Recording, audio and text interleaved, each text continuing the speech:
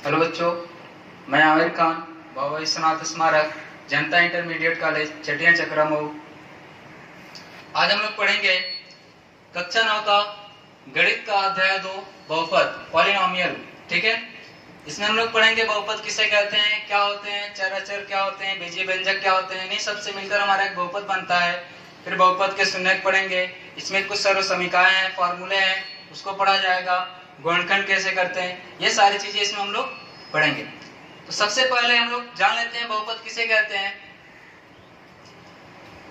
सबसे पहले बहुपद किसे कहेंगे ये जान लेते हैं। ऐसा बीजीय व्यंजक जिसमें चर राशि का घात शून्येतर पूर्णांक हो, यानी कि चर राशि का घात क्या होगा, या तो शून्य हो सकता है या धनात्मक होगा, यानी कि ऋणात्मक पूर्णांक नहीं होना चाहिए। धनात्मक पूर्णांक होगा या तो शून्य होगा या तो, जैसे हमने लिख लेते हैं। अब बात करते हैं बीजीय व्यंजक। बीजीय व्यंजक क्या होता है, चर अर्थ लिख लेते हैं यहाँ पे। बीजीय व्यंजक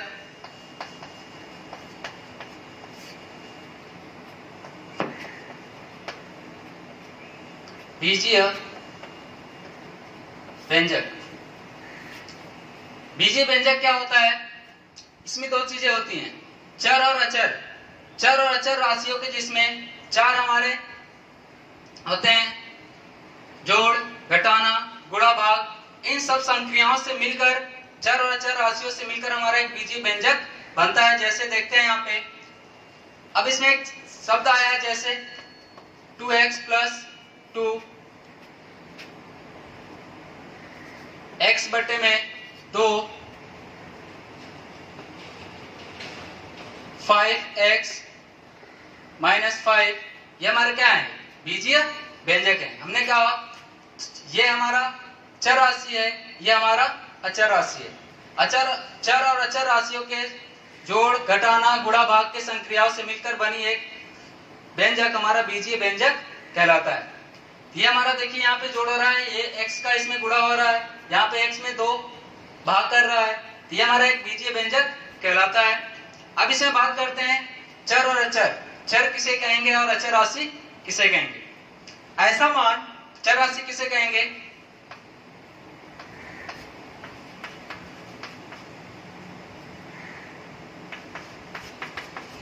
चर राशि किसे कहेंगे जिसका मान निश्चित न हो, वे हमारे चर राशि कहलाते हैं। जैसे जितने हमारे अल्फाबेट होते हैं, अल्फाबेट में जितने हमारे अक्षर आते हैं वो सभी हमारे क्या है, चर राशि हैं। जैसे A B C ... कहां तक, ये सभी हमारे क्या कहलाएंगे, चर राशि कहलाएंगे। क्यों कहलाएंगे, क्योंकि इसका मान निश्चित नहीं होता है। तो इसकी परिभाषा क्या बता सकते हैं,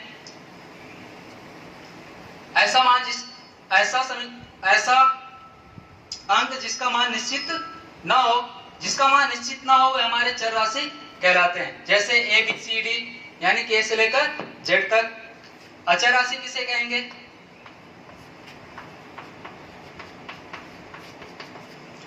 ऐसा मान वे जिसका मान निश्चित होता है वे हमारे क्या कहलाते हैं, अचर राशि कहलाते हैं। जैसे 1 2 3 ... अनंत, ये सभी हमारे क्या कहलाएंगे, अचर राशि कहलाएंगे। जिसका मान निश्चित होता है अचर राशि, जिसका मान निश्चित नहीं होता है वे अचर राशि कहलाते हैं। ठीक है, अब इन्हीं संख्याओं से हमारे मिलकर बनते हैं बहुपद, यानी कि ऐसा बीजीय व्यंजक जिसमें चर राशि का घात ऋणोत्तर पूर्णांक होता है, उसे हम लोग कहेंगे बहुपद।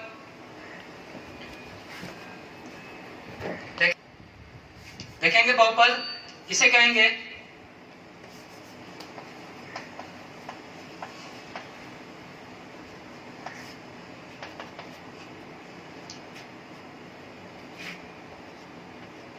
ऐसा बहुपद, ऐसा बीजीय व्यंजक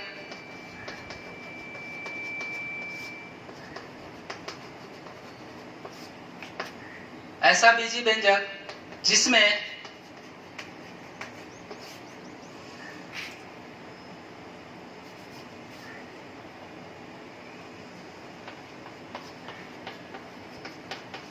चर राशि का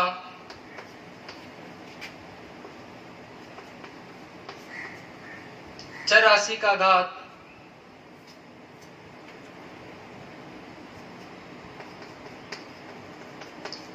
ऋणोत्तर पूर्णांक हो। ऋणोत्तर पूर्णांक का मतलब यह होगा धनात्मक और शून्य हो सकता है, ऋणात्मक नहीं हो सकता है। ऋणोत्तर पूर्णांक उसे हम लोग उसे बहुपद कहते हैं। फॉर एग्जाम्पल ले लेते हैं, जैसे 2x² + 5 ये हमारा बहुपद कहलाएगा। x/5 ये हमारा बहुपद होगा। लेकिन अगर हम इसको 1/x लिख देते हैं तो ये हमारा बहुपद नहीं कहलाएगा। ठीक है, अगर इसको हम लोग इस तरीके से लिख देते हैं तो ये भी हमारा बहुपद नहीं कहलाएगा। हमने कहा पूर्णांक, ऋणोत्तर पूर्णांक। यहाँ पे देखिए, अगर इस चर राशि का घात हमारा क्या है, ऋणोत्तर पूर्णांक हो जाएगा। क्यों होगा? हमने कहा था अगर इसको हम लोग पलटते हैं, इसका मान क्या आएगा हमारा, माइनस में आएगा। तो हमने कहा ऋणोत्तर पूर्णांक होना चाहिए, यानी कि इसका घात ऋणात्मक नहीं होना चाहिए, यानी कि पूर्णांक होगा और ऋणात्मक नहीं होगा। अब यहाँ पे देखिए, इसका घात क्या बन रहा है हमारा, रूट है। तो रूट को हम लोग जब पावर के रूप में कन्वर्ट करते हैं, बदलते हैं, तो रूट का मतलब होता है 1/2। क्या 1/2 हमारा पूर्णांक कहलाएगा? नहीं। हमने कहा ऋणोत्तर पूर्णांक, यानी कि धनात्मक होगा या तो शून्य हो सकता है, कोई भी पूर्णांक होगा, धनात्मक या शून्य होगा। तो ये दोनों संख्याएं हमारे बहुपद नहीं कहलाएंगे। ठीक है, ये हमारे बहुपद कहलाएंगे, ये हमारे बहुपद नहीं कहलाएंगे। अब पढ़ेंगे हम लोग बहुपद के प्रकार। बहुपद कितने प्रकार के होते हैं? बहुपद पदों के रूप में और घातों के रूप में। पदों के रूप में अलग होते हैं और घातों के रूप में अलग होते हैं। देखेंगे इसको इरेज कर देते हैं। देखेंगे बहुपद के प्रकार।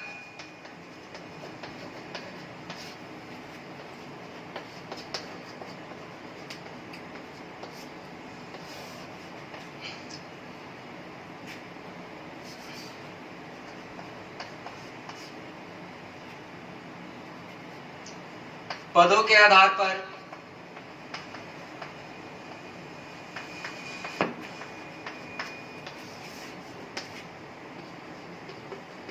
घातों के आधार पर, पदों के आधार पर देखेंगे। पहला हमारा क्या होगा,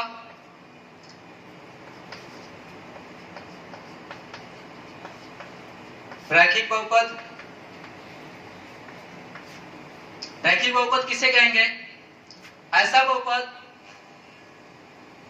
जिसमें केवल एक पद हो, उसे हम लोग रैखिक बहुपद कहेंगे। जैसे फॉर एग्जांपल ले लेते हैं 2x 5x x। ठीक है, ये हमारे क्या कहलाएंगे, रैखिक बहुपद कहलाएंगे। अब दूसरा होगा हमारा द्विपद बहुपद। इसके नाम ही से पता चल रहा है हमारे, इसको रैखिक बहुपद या एक पदीय बहुपद भी कहते हैं। रैखिक बहुपद में होता है जिसमें केवल एक पद हो, रैखिक बहुपद। द्विपद में जिसमें द्वि यानी कि दो, पद यानी कि पद, जिसमें दो पद होते हैं वे हमारे द्विपद बहुपद कहलाएंगे। जैसे 2x + 2 6x + 3, ये हमारे क्या होंगे, द्विपद बहुपद होंगे। इसी तरीके से बहुत सारे होंगे। आगे होगा तीसरा होगा त्रिपद।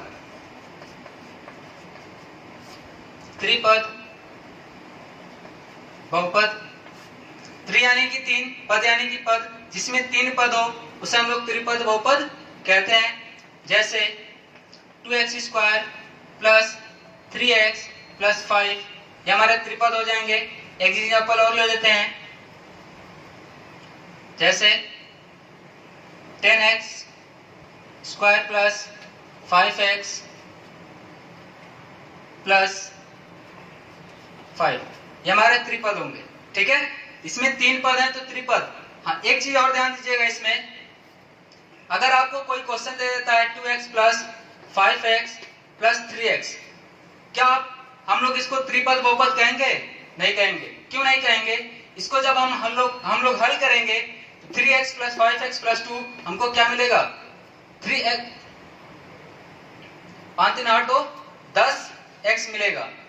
तो ये हमारा त्रिपद बहुपद नहीं है, बल्कि क्या हमारा रैखिक बहुपद कहलाएगा। इस चीज का ध्यान दीजिएगा आप लोग। आगे हमारा होगा चौथा बहुपद, बहुपदीय बहुपद।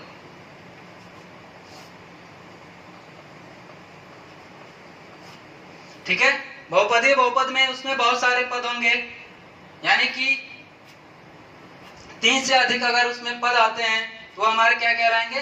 बहुपदीय बहुपद कहलाएंगे। एग्जांपल लिख देते हैं यहाँ पे 3x के घात 3 plus 5x square 7x plus 5 1 2 3 4, यानी कि 3 पदों से ज्यादा है तो ये हमारा क्या कहलाएगा? बहुपदीय बहुपद कहलाएगा। ठीक है, आगे देखेंगे हमारे घातों के आधार पर बहुपद। पहला होगा, इसमें भी कंडीशन वही रहेगी, इसमें पद लेकर चलेंगे, इसमें घातों को लेकर चलेंगे। क्या होगा? इसमें भी होगा रैखिक बहुपद।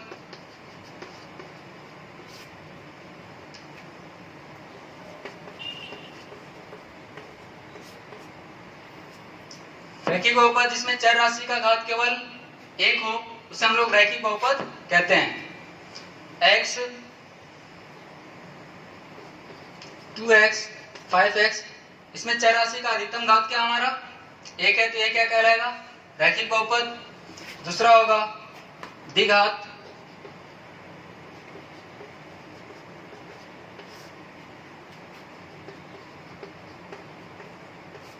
द्विघात बहुपद। द्वि यानी कि 2, घात यानी कि घात, यानी कि चर राशि का अधिकतम घात 2 होगा तो हमारा क्या कहलाएगा? द्विघात बहुपद कहलाएगा। जैसे 2x square plus 5x plus 3, ये हमारे क्या होंगे?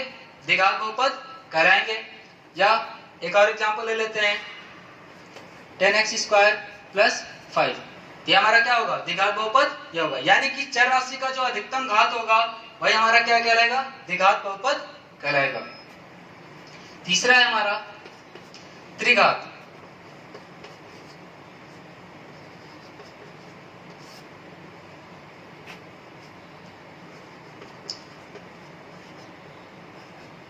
त्रिघात बहुपद क्या होगा?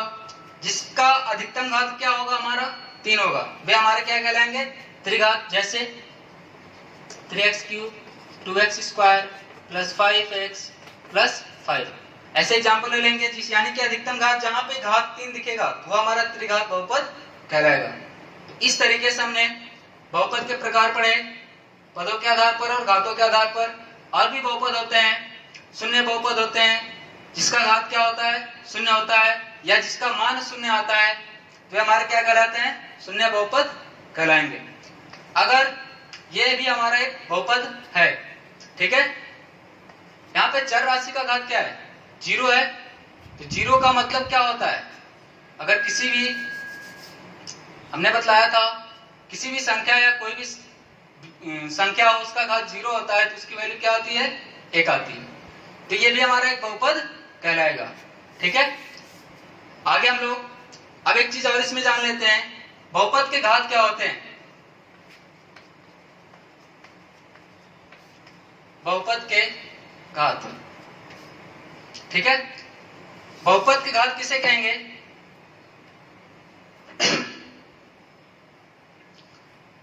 चर राशि का जो सबसे अधिकतम घात होगा वही बहुपद का घात कहलाएगा। जैसे एग्जांपल ले लेते हैं 5x के पावर 5 प्लस 6x के पावर 4 प्लस 2x।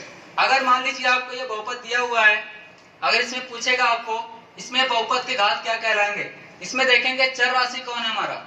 x हमारा चर राशि है, इसमें देखेंगे इसमें x घात 1 है, इसमें 4 है, इसमें 5 है, यानी कि जो सबसे बड़ी घात होगी वही बहुपद का घात कहलाएगा। इसमें बहुपद का घात क्या होगा? 5 होगा। ठीक है, ये हमारा बहुपद के घात कहलाएगा। जैसे आपको और कोई एग्जांपल दे देता है a के पावर 100 प्लस a, तो ये इसमें क्या होगा हमारा बहुपद घात क्या कहलाएंगे, इसमें बहुपद घात क्या होगा हमारा 100 होगा। तो इस तरीके से बहुपद का हम लोगों ने क्या होता है, प्रकार क्या होते हैं, चर अचर बीजीय व्यंजक पढ़ लिए। आगे हम लोग पढ़ेंगे इसका प्रश्नावली 2.1। ठीक है, थैंक यू।